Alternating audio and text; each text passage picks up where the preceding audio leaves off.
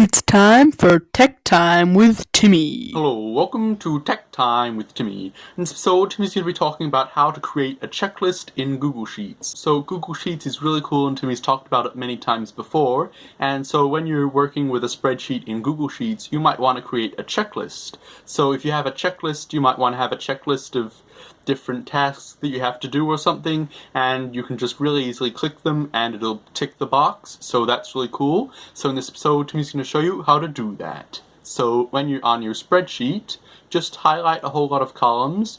You need to highlight all the columns that you want to have a box in. So maybe you want to have a checkbox in all of these columns, then you just highlight all of these, and now come up here and click Insert, and go down to where it says checkbox. So click on checkbox, and there's now a box in all of them.